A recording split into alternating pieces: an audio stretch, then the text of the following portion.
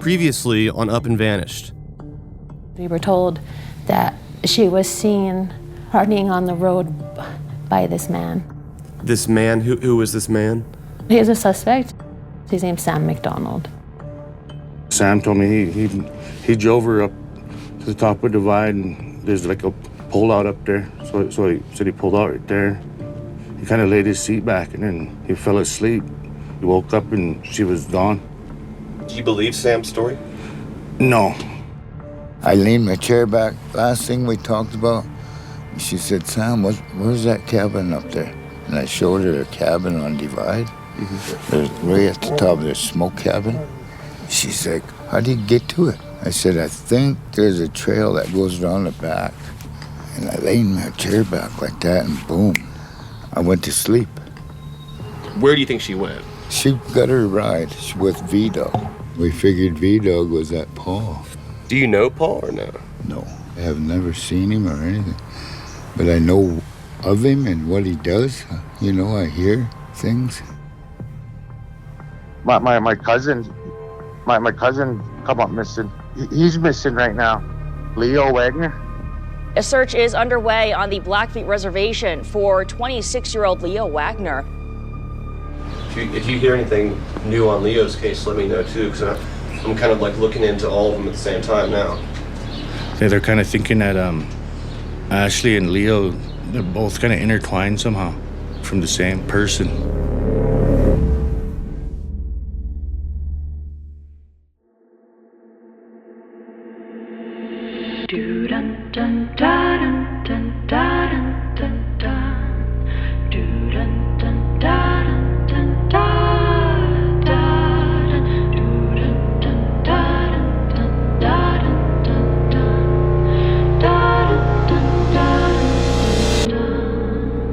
From Tenderfoot TV in Atlanta, this is Up and Vanished. I'm your host, Payne Lindsay.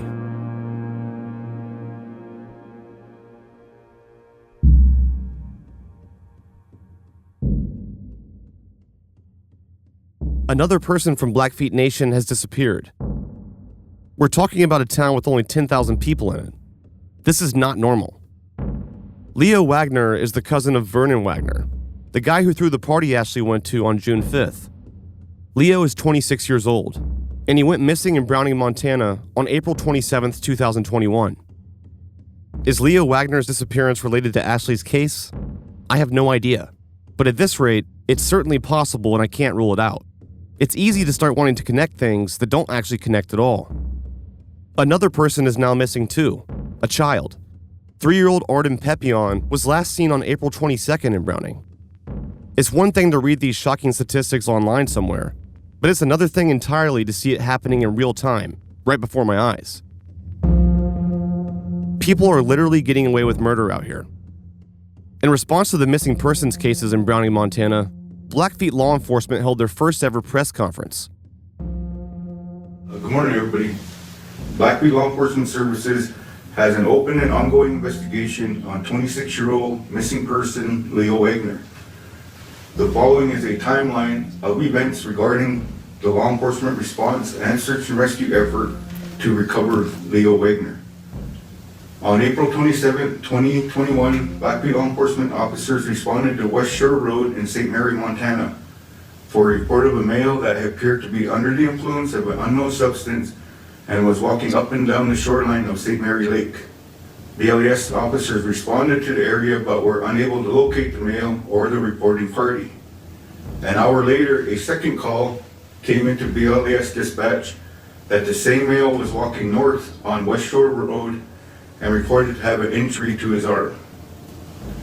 BLES officers and Glacier County EMS responded and searched for the male on West Shore Road and in the St. Mary and Babb area and were unsuccessful in locating him. On April 28, 2021, BLES received a missing person report for Leo Wagner. Leo was last seen on 4/27 by family and friends in the Babb St. Mary area. On May 2nd, a cabin on Big Nose Bay is discovered and was burglarized. It was apparent that an injury had occurred during destruction of property at the cabin and items near the immediate area including clothing, were identified by family members as belonging to Leo. Clothing identified by family members as belonging to Leo indicate that he was severely injured and led up to the St. Mary Lake. Audio recordings were shared on social media regarding the disappearance of Leo. Blackfeet law enforcement officers and investigators identified and interviewed individuals in the recording and searched the area described in the video. Throughout the course of the investigation, claims made in the recordings were proved to be fictitious and unsubstantiated. BLES reaffirms their commitment to public safety and protecting and serving the community. Blackfeet Law Enforcement Services will continue to respond and treat all missing person cases as criminal despite the facts at the time of the call. Blackfeet Law Enforcement maintains the jurisdiction and primary investigation of Leo's disappearance, and all tips and information will be followed up on. As further details come about on both these cases, we will brief the community on it. With that, thank you.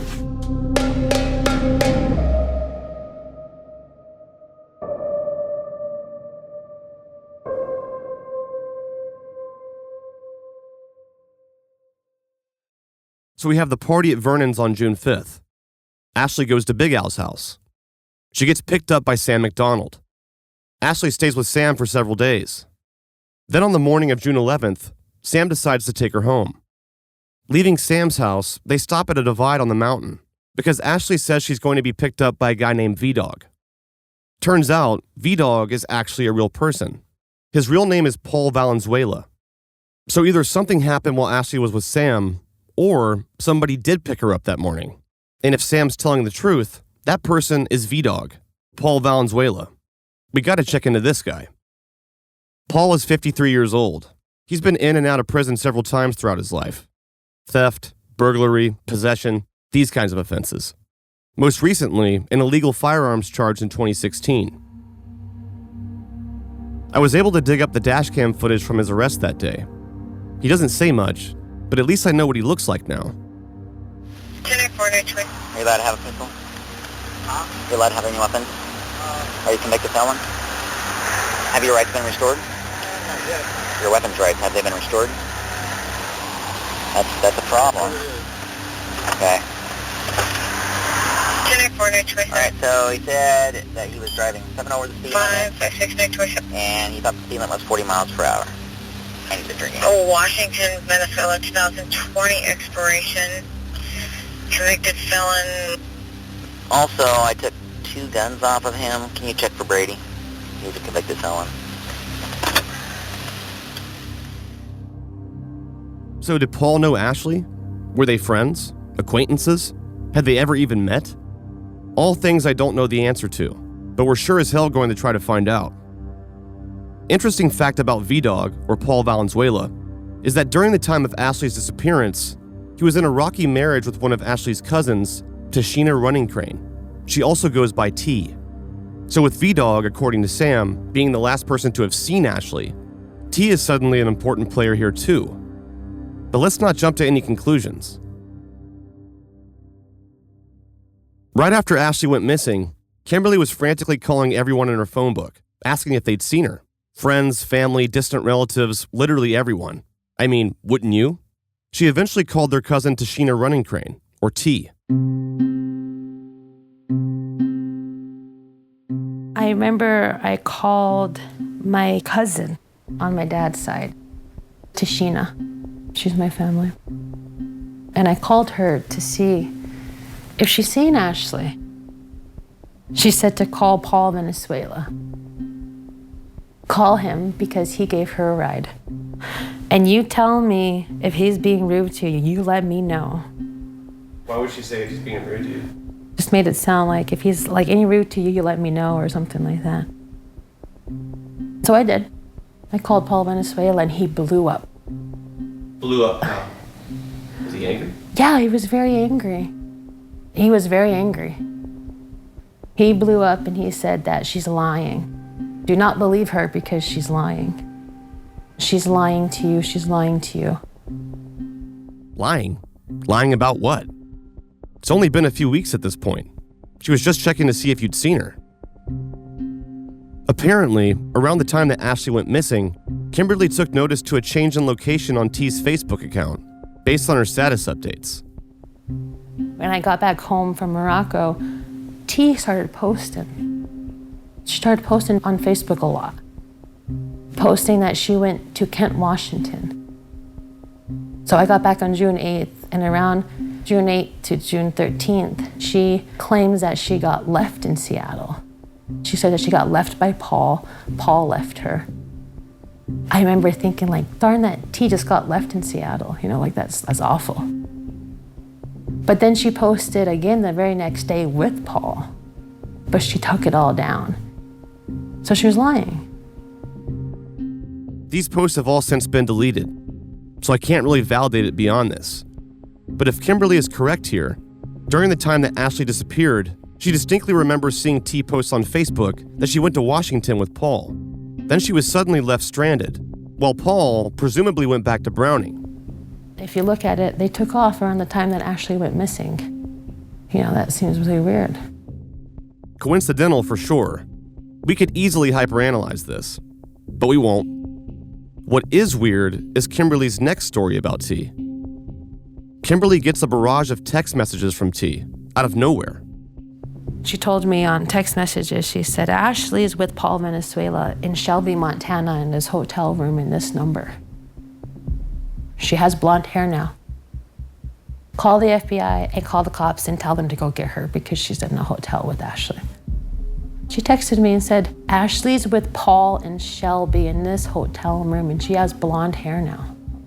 She's there. Call the cops right now. So we called the cops, called the FBI and the BIA. When they flew down there, they go there. The girl that's with him with blonde hair, Tashina. It was Tashina. Herself? Herself. She had blonde hair. Was she just toying with you? Why would she do that? Have you thought about why she would do that? Just to toy around, to give hope that Ashley is still around. Maybe it was some kind of sick game that she wanted to play. There's a reason why she's doing that. There's something that she's obviously hiding. This is beyond perplexing. There's a video that she made of herself saying that she was set up. Around that same time, T uploaded a video to YouTube called Setup. It's audio only and the screen is black, but T is having a conversation with her friend Marina. Well, to be real, it's more like her friend Marina is talking at her. See, that is where you fucked up. I sent them to Kenny. I know, all of that. All of it. You should have just minded your own because that I know you couldn't. You know why? What did I tell you? You have a heart. You have empathy. You have loyalty to the people that you probably, you know, if you had loyalty like that for yourself, the way you have for everybody else, T, you would not be fucking sitting here. And I told you that a lot. How many times? I sat there and would plug your ear. We sit there and laughed about it. This is Marina talking. And how I know fucking Ashley is because of fucking her grandma and them. They're all my cousins. They live out on Badger. And you know what I mean? And I was like, you mean that little fucking Melanie fucking one? And she was like, yeah. And I was like, isn't she just young? Like, what? And she's like, yeah. Well, she's like, you know, premier or whatever. And he said, well, yeah, she's missing. And he said, and it was the the very next day is when I seen this one's post on there about Paul and about Ashley and everything. So what it is this is what it is. Paul has been in jail. People are in jail with murderers, killers, fucking con artists. You don't go to jail to get better. You literally go to jail and you learn things in jail that you wouldn't normally fucking, a normal person wouldn't know and wouldn't even have the audacity to do. But when you're in there fucking with a bunch of criminals, of course it becomes every day. It becomes of how you think and how everything. Like, he's banking on you're fucking crazy because you're going to go down for it. They're not going to bring her back here. They're not ever going to bring her back here, but not because now everybody that lied to the feds, all that is interfering with a federal investigation. It's got a fucking 15-year minimum. And not only that, but because it's gone on for so long, the fucking judges are not going to let this shit slide. If they send this to Missoula, that Adler lady will throw the book at everybody. I'm not even joking. And if it goes to Great Falls, they got to deal with that fucking white sheriff down there. This is why.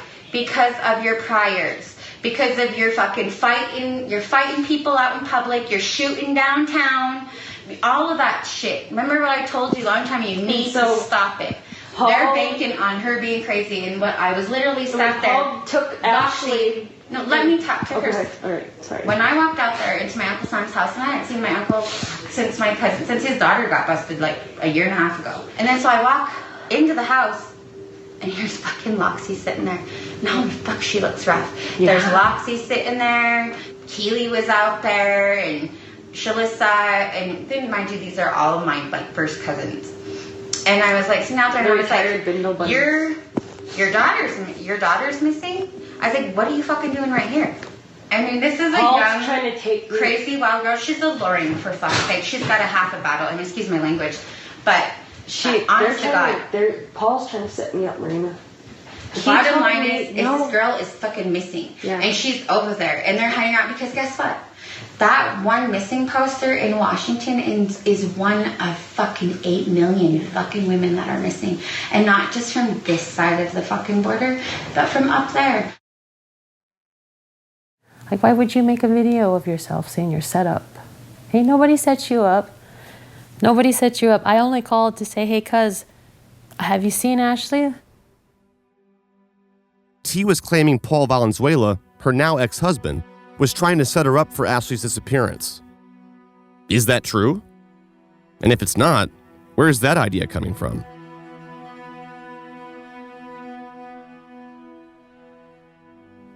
I've forged a few different relationships along the way during my investigation. People I talk to and check in with periodically. One of which is Vernon. During a call with Vernon, he spoke of one of the last times he saw Ashley before the party he had. Me and Rosie here was sitting here watching TV, and then next thing I was kind of heard a knock on the door, and it was pretty late. Must have been about around maybe 1 in the morning. Mm-hmm. Heard a knock on the door. Next thing I was like, "Oh, come in." You know, me and Rosie was laying here, was watching TV. It was pretty dark in here. We just had one lamp on. Here next door, Ashley comes in. So, "Oh, what you doing?" Next door, she's coming.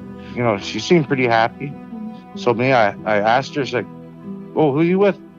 She said, "Oh, Paul Valenzuela." Did she say what she was doing with him?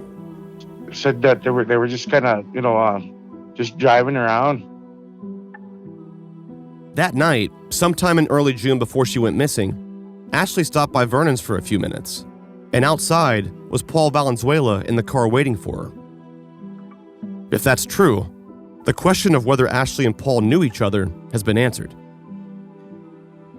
I spoke to Vernon's friend Spoon about Paul. Yeah, he's my cousin, but I don't talk to him. His other story is that V-Dog came to go pick her up. Yeah, that's as far as I was told.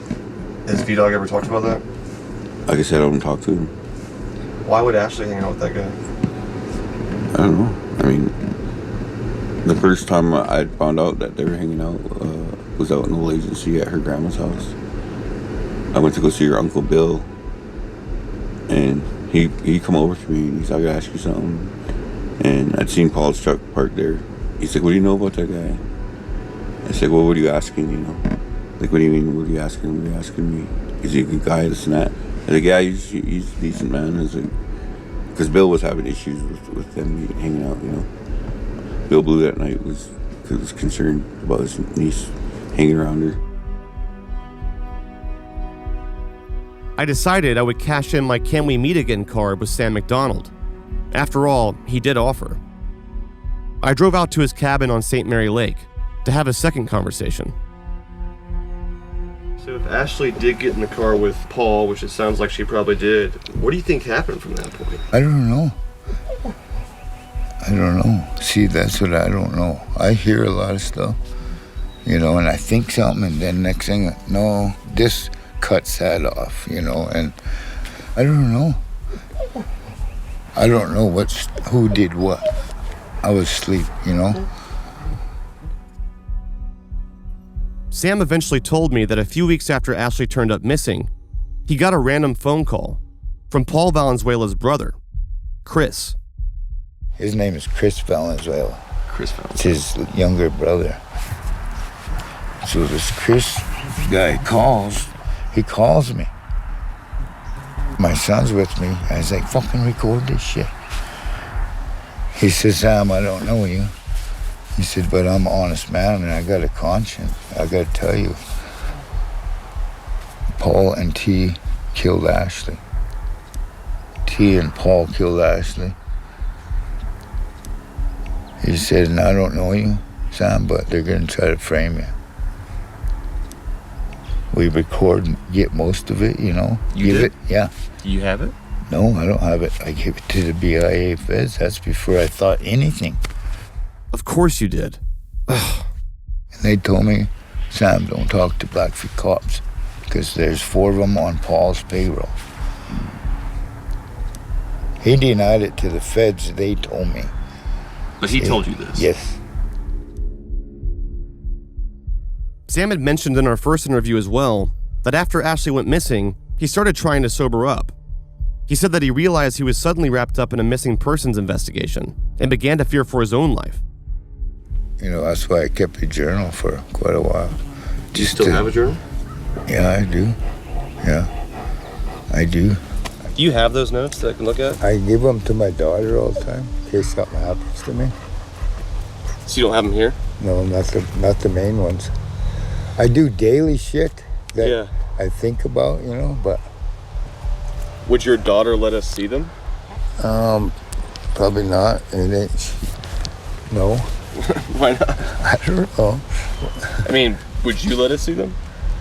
I mean, to me, that's your key out of this thing. You know what I mean? I know. You can look at them. I got them. You ain't taking them. I don't want no pictures. You know, people can fucking change shit, you know. I'm not gonna do shit. I'm not gonna do shit. Come in. You guys come in. Thanks, man. It's cooler in here anyway. Close the door, though, when you come in.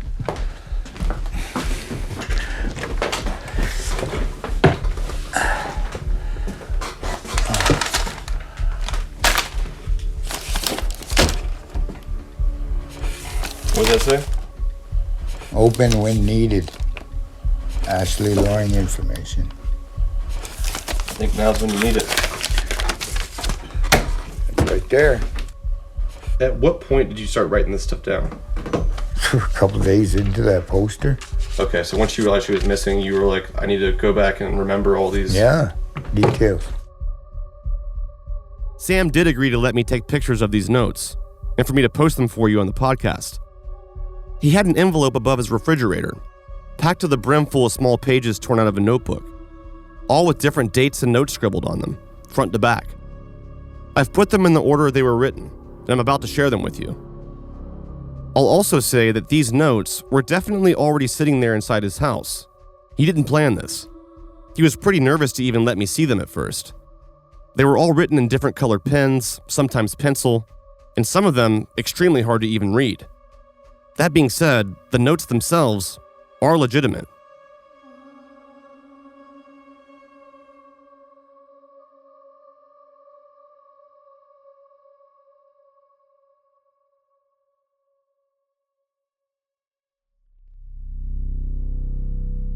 Saturday. We took a cruise this morning and I was drinking twisted teas. We cruised and laughed till around 2:30, 3 p.m. that afternoon. We then went back home and we got in bed and had sex for the second time. I passed out. Around 5:30 p.m., my son woke me up and he asked where Ashley was. I said she must be here. She was before I passed out. I got up and looked for her, but she was gone. I was hungover and didn't know what to think. I drank a couple twisted teas and tinkered around my lawn. Around 12:30, 1 a.m. that night, Ashley came walking back to the house from the road on the north side of the garage. I asked her where she was, and she said something like, over there, and pointed towards the way she came from. I never did question her because she had been kind of secretive the last few days. She came inside for a while, and for some reason, she jumped out of my bathroom window. I noticed that she was higher than a kite. She sat on a picnic table and was looking around. I went out and sat with her for a while. I'd never seen her act like she was acting. She would get up and walk around my yard and pant around. This behavior went on till 6, 7 a.m. She was sitting in and out of my vehicles, walking around the yard, talking to herself, pointing. By this time, I was scared for her, meaning I didn't know what she was on. I asked if she wanted to take a cruise, and she did. By this time, she was coming off whatever she was on and was talking half normal. We came home around 8:30, 9 a.m. I then made the decision that she should go home. I told her she should regroup. I offered to work on her truck so she would want to go. She agreed. We left my house with our destination being Badger Creek, to her house and her truck. We took 89 to Browning. About 1/3 of the way up on our ride, she said, "Sam, I don't want to go home." Then she was texting. A couple minutes later, she said she had a ride coming. And right before the top of Divide, she told me to pull over because V-Dog was going to pick her up. So I pulled over on the top of Divide, and she asked if there was a cabin on the Divide Mountain. I told her yes and pointed to the cabin. She then asked if she could get a closer look. So we drove towards it and I showed her. We then turned around and parked where we were before. Ashley then asked me how to get up there, and I told her around the backside of mountains. I then laid my seat back and went to sleep almost instantly. We had only a little sleep since we met. I woke up and Ashley wasn't in the car and her bag was gone. I didn't know how long I slept or dozed off. I woke up with the fear that she might have walked to the cabin on the mountain because of the questions she was asking me. So I started honking my horn, and I drove to where we went earlier to look at the cabin closer. I got out and yelled her name loud. I must have did this for 45 minutes to an hour. Then I decided she had gotten a ride with V-Dog. I got back to the house around 12 noon or so. Mike Lemire and his girlfriend were there, so I asked them to drive me back up and look one more time. We honked and yelled her name. I climbed a giant rock and yelled for her.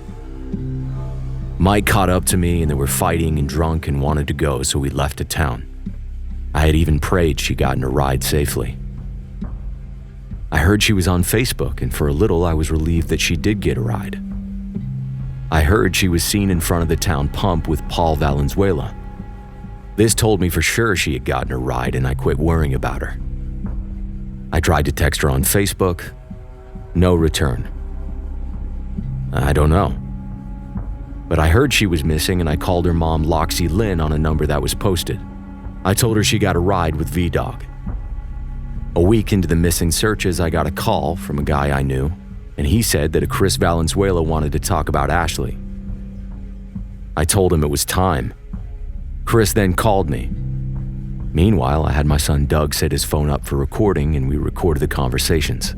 It went like this. Chris: "Hello, Sam?" Me: "Yes?" Chris: "I just gotta tell you I'm an honest man, and I have a conscience." Me: "Okay."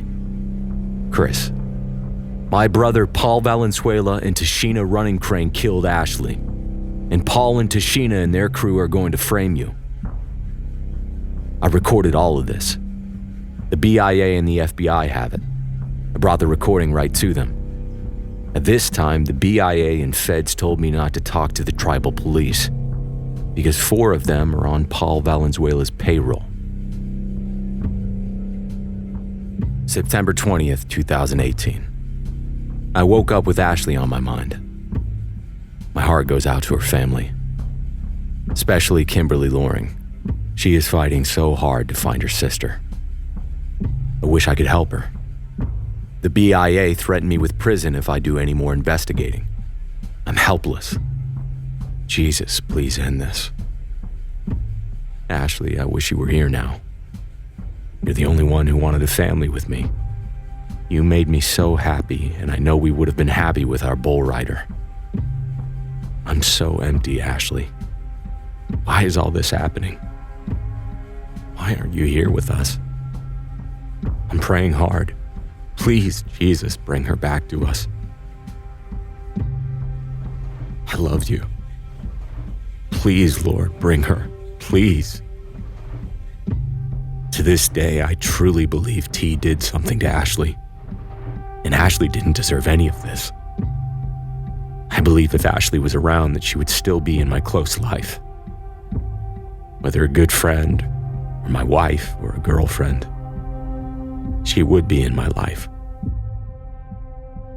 T did something to Ashley.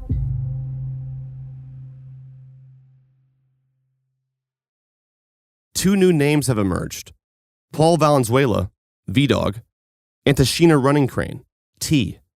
I won't call them persons of interest, but they're people that I'm interested in. Paul is a complete ghost. There's multiple Facebook accounts with his name, all with no profile pictures. None of his phone numbers work, no address for the guy, so this will have to be continued. T, on the other hand, I was able to find pretty easily, on Facebook at least. So I sent out the dreaded cold open message saying, "Hey T, my name is Payne Lindsay, and I'm an investigative journalist. Do you have 5 minutes to chat briefly about Ashley? Your help would be tremendous." To my surprise, I got a response almost immediately. She said simply, "No." Yep, she blocked me. Well, so much for that. But not so fast. I had flew into Whitefish, Montana a few days later for a series of interviews. We were in the middle of recording some other phone calls at our Airbnb when I noticed that I was no longer blocked on Facebook by T. Well, why is that? Now's my chance. Hail Mary. Oh shit. Did she unblock me?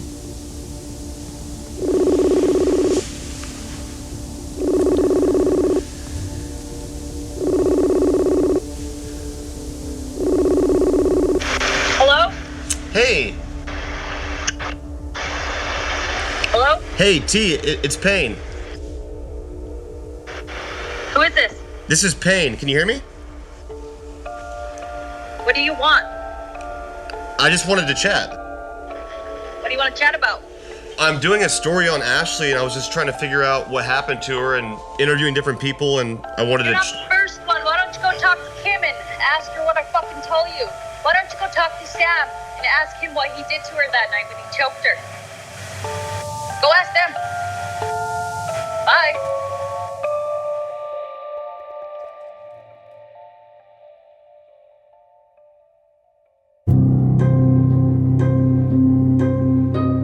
Up and Vanish is a production of Tenderfoot TV. Created, hosted, and edited by Payne Lindsay. Executive producers are Payne Lindsay and Donald Albright. Original score by Makeup and Vanity Set. Our theme song is Ophelia by Ezra Rose. Sound design, mixing, and mastering by Cooper Skinner. Additional production by Cooper Skinner, Eric Quintana, and myself, Mike Rooney. Our cover art is by Trevor Eiler. Special thanks to Grace Royer and Oren Rosenbaum at UTA. Ryan Nord, Jesse Nord, and Matthew Papa at the Nord Group. Station 16, Beck Media and Marketing, as well as Chris Cochran and the team at Cadence 13. Visit us on social media at Up and Vanish, or you can visit us at upandvanish.com where you can join in on our discussion board. If you're enjoying Up and Vanish, tell a friend, family member, or coworker about it, and don't forget to subscribe, rate, and review on Apple Podcasts. Thanks for listening.